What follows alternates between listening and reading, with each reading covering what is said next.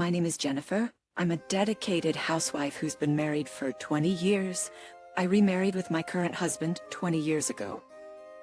I was in my first marriage while it was his second, and during our relationship, he confessed that he had a son who was turning 5.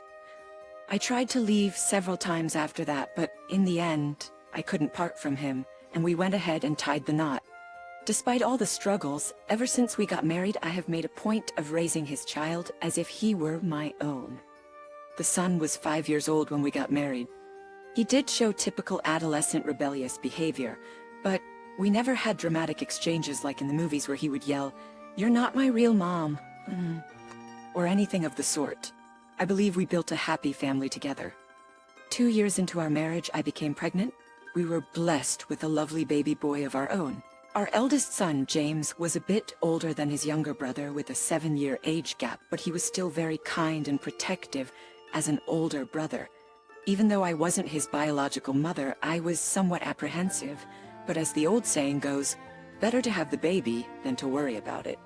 Life has a way of working itself out, as I've come to realize. A few years after our second son was born, our eldest son started to enter puberty and began to reject my presence. The trigger was something truly trivial. I wasn't aware of it myself, but our eldest son told me that I treated him and his younger brother differently. I tried to explain to him that it wasn't the case, but he wouldn't listen. Our relationship began to break down like a landslide from that point. And now in his eyes, I am just someone who does the chores around the house. Regardless of whether my son recognizes me as his mother or not, I have been determined to be his mother ever since the day I married my husband.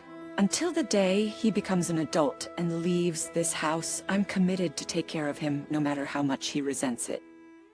I decided to commit to this wholeheartedly. As a result, our relationship worsened as he went through puberty and his rebellious stage. Looking back, I probably should have let things slide and not made any comments, but I just couldn't do that at the time. Now it's become commonplace for him to call me, "Hey you." When I was doing the laundry or cleaning, he would yell at me furiously, "Don't touch my stuff when I didn't ask you to."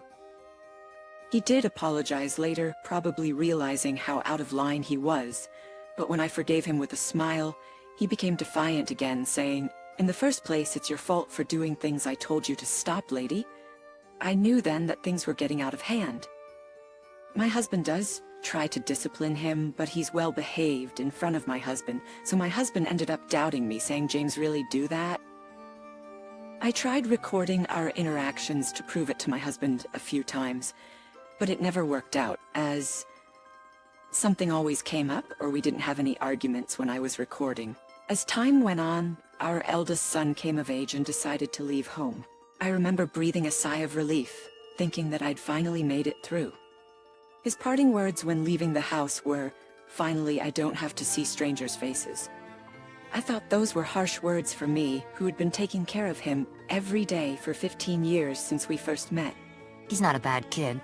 Even though I understood his intellectually, my heart couldn't catch up. When our eldest son left the house saying those words, our second son, Richard, who was just entering middle school at the time, looked perplexed and asked,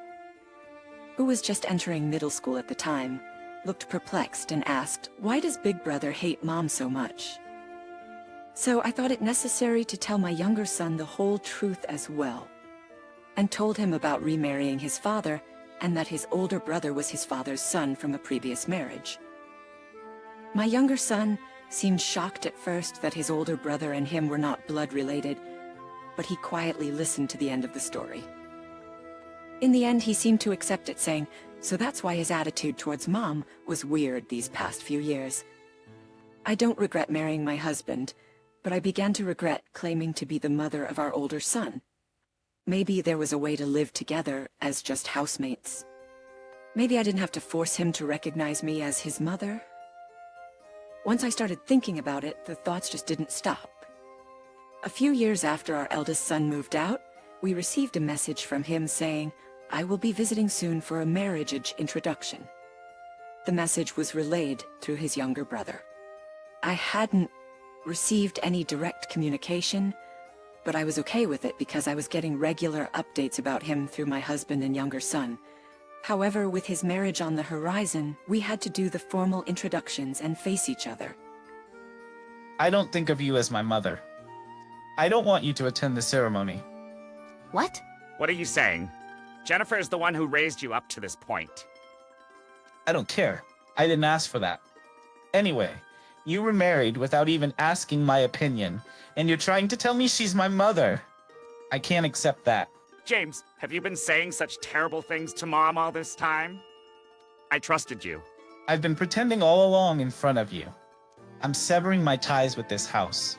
I'm being adopted into my wife's family, so I don't need to grovel to you guys anymore. Have you really never thought of me as your mother? Not even once. Oh, I don't know about when I was a little kid, but certainly not in my memory.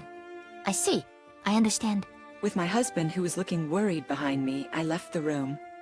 I didn't want to cry in front of my eldest son, but even when I left the room, I couldn't cry. What had the past 15 years been for? I remembered my eldest son when he was little, when he used to call me Mom and say, "I love you." The smile. My phone wallpaper was a picture of my eldest son and my younger son when they were small. A picture of my 7-year-old eldest son holding my newborn younger son timidly. If I could go back to that time, I would want to... I thought as I looked at the picture. Those were good times, really. I muttered and decided to leave the house. My younger son is 18, graduating from high school next year, and has mentioned going to a university with dormitories. In effect, I will be relieved of my duties. So I've decided to change my mindset and start enjoying living on my own from now on. That night, I had a talk with my husband about our future, about our eldest son today. Jennifer, I'm truly sorry. I never believed you.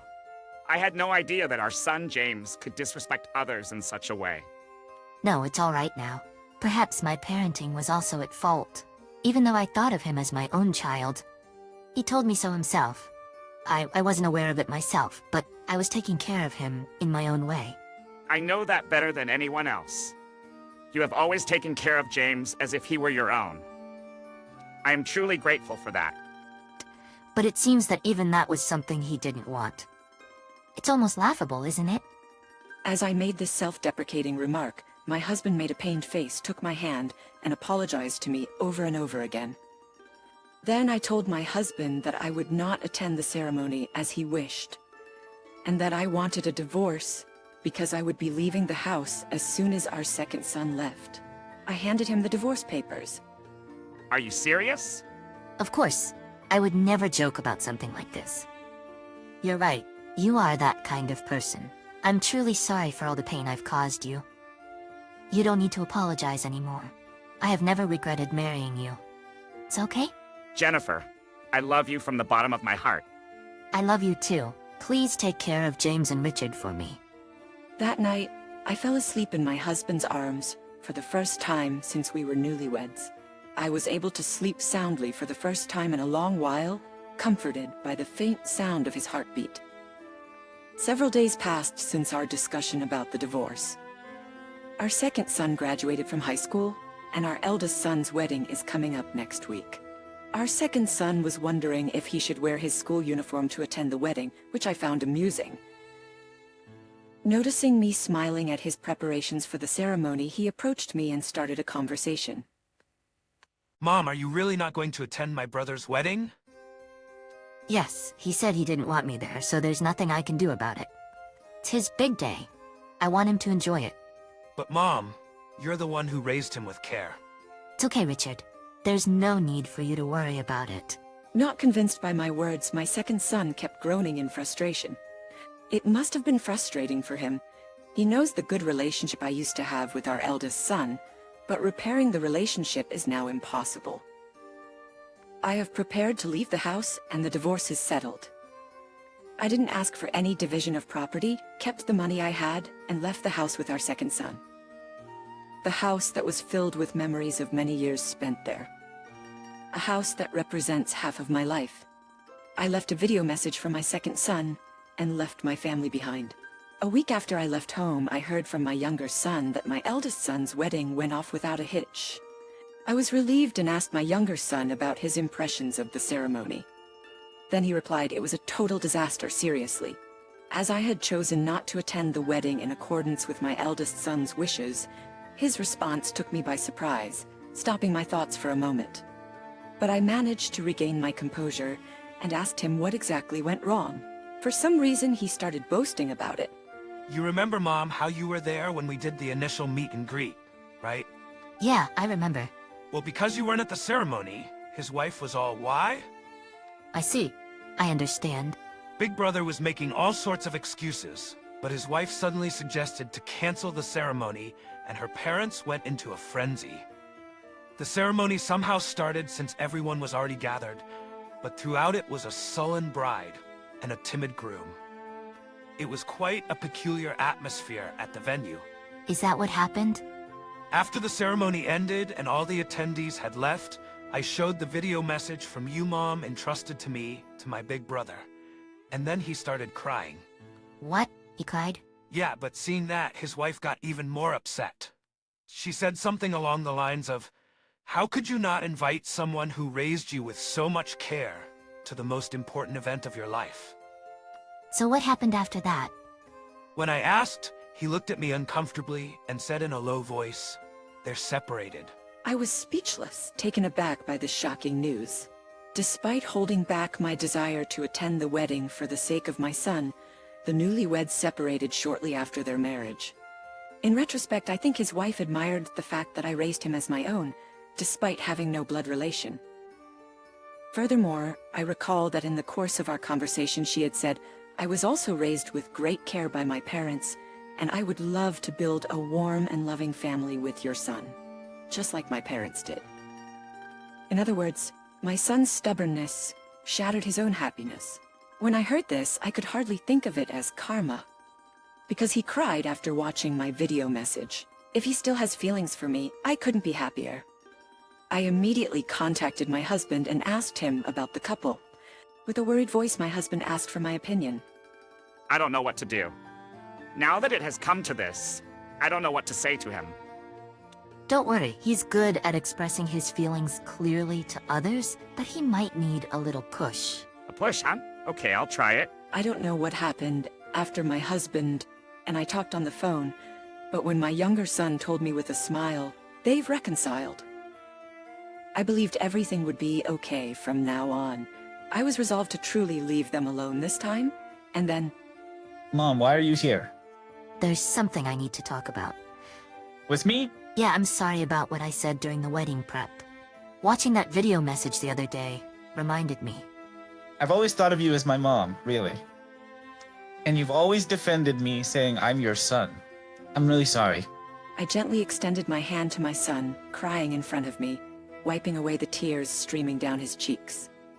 I was surprised to see an adult man shedding tears, but I thought that these tears must be expressing all of his feelings.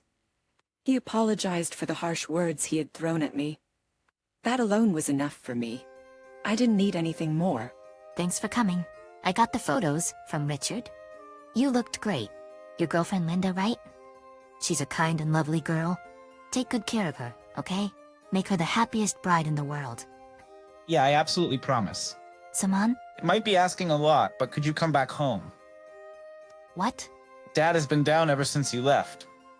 It's like when I lost my birth mother. I can't bear to see it. Your father? I'm really begging you. Hearing my eldest son's words, I decided to go back home. I couldn't believe that he, who told me he loved me, was feeling down like this. Was this a lie told by my eldest son to make me reconcile with his father? I headed home, half doubting, half hoping. When I slowly opened the door and stepped in after a long time, I heard a soft sobbing sound. Jennifer, sniffle, sob, sob.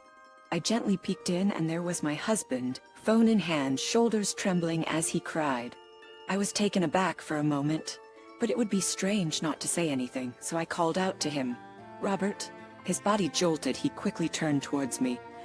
His cheeks were wet with tears, reflecting the sunlight, and he quickly wiped his face and tried to act as if nothing was wrong, saying, "What? Is something wrong?" You know, Sure. if I said I wanted to come back here, would you be angry? Eh? His surprised voice was cut off as everything suddenly went dark.